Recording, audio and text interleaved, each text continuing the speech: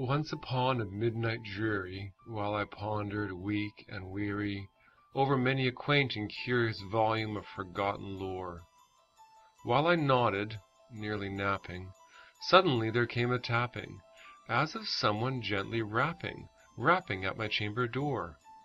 "'Tis some visitor," I muttered, tapping at my chamber door. "Only this and nothing more." Ah, distinctly I remember it was in the bleak December, and each separate dying ember wrought its ghost upon the floor. Eagerly I wished the morrow, vainly I had sought to borrow from my book surcease of sorrow, sorrow for the lost Lenore, for the rare and radiant maiden whom the angels named Lenore, nameless here forevermore. And the silken, sad, uncertain rustling of each purple curtain thrilled me, filled me with fantastic terrors never felt before, so that now, to still the beating of my heart, I stood repeating, "'Tis some visitor entreating entrance at my chamber door, some late visitor entreating entrance at my chamber door. This it is, and nothing more." Presently my soul grew stronger, hesitating then no longer. "Sir," said I, "or madam, truly your forgiveness I implore, but the fact is I was napping, and so gently you came rapping, and so faintly you came tapping, tapping at my chamber door, that I scarce was sure I heard you. Here I opened wide the door. Darkness there, and nothing more." Deep into that darkness peering, long I stood there wondering, fearing, doubting, dreaming dreams no mortal ever dared to dream before. But the silence was unbroken, and the darkness gave no token, and the only word there spoken was the whispered word, "Lenore." This I whispered, and an echo murmured back the word, "Lenore." Merely this, and nothing more. Back into the chamber turning, all my soul within me burning, soon again I heard a tapping, somewhat louder than before. "Surely," said I, "surely that is something at my window lattice. Let me see then what threat is, and this mystery explore. Let my heart be still a moment, and this mystery explore. 'Tis the wind, and nothing more." Open here I flung the shutter, when with many a flirt and flutter in there stepped a stately raven of the saintly days of yore.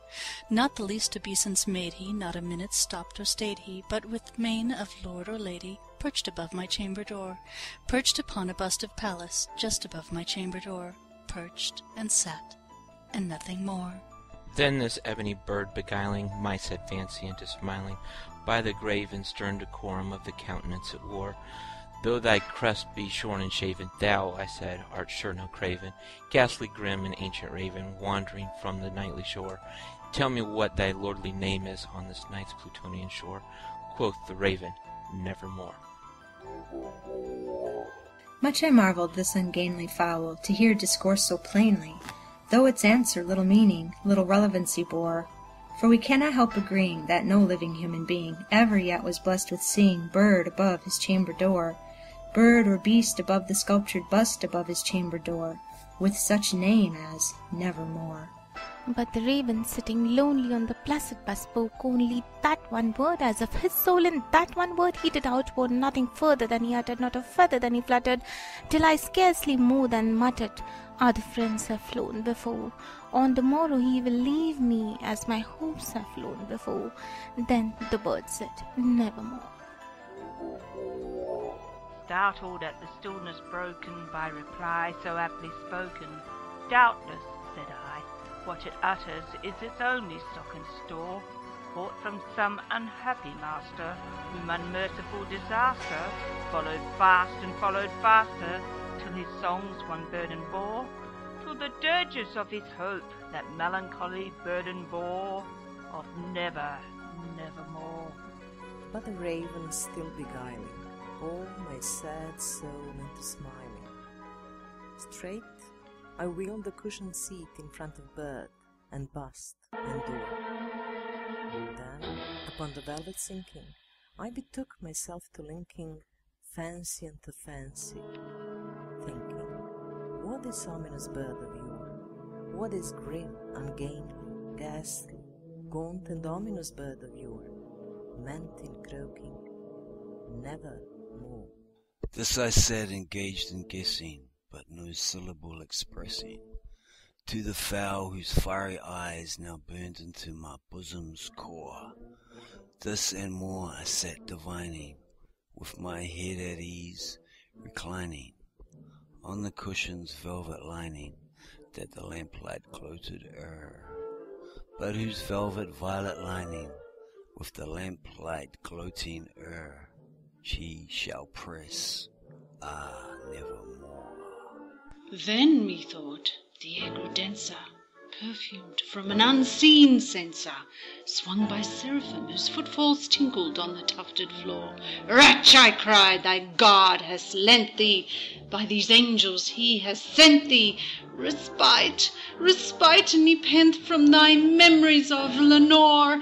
Quaff this kind nepenthe, and forget this lost Lenore. Quoth the raven, nevermore. Prophet, said I, thing of evil, prophet still if bird or devil, whether tempter sent or whether tempest tossed thee here ashore, desolate yet all undaunted, on this desert land enchanted, on this home by horror haunted, tell me truly I implore, is there balm in Gilead? Tell me, I implore. Quoth the raven, nevermore. Prophet, said I, thing of evil, prophet still of bird or devil, by the heaven that bends above us, by the God we both adore, tell the soul with sorrow laden, if within the distant Eden it shall clasp a sainted maiden, whom the angels named Lenore. Clasp a rare and radiant maiden, whom the angels named Lenore. Quoth the raven, nevermore. Be that word our sign of parting, bird or fiend, I shrieked, upstarting. Get thee back in the tempest and the night's Plutonian shore. Leave no black plume as a token of that lie thou soul hast spoken. Leave my loneliness unbroken. Quit the bust above my door. Take thy beak from out my heart, and take thy form from off my door. Quoth the raven, nevermore. And the raven, never flitting, still is sitting, on the pallid bust of Pallas just above my chamber door, and his eyes have all the seeming of a demon's that is dreaming, when the lamplight o'er him streaming throws his shadow on the floor, and my soul, from out that shadow that lies floating on the floor, shall be lifted nevermore.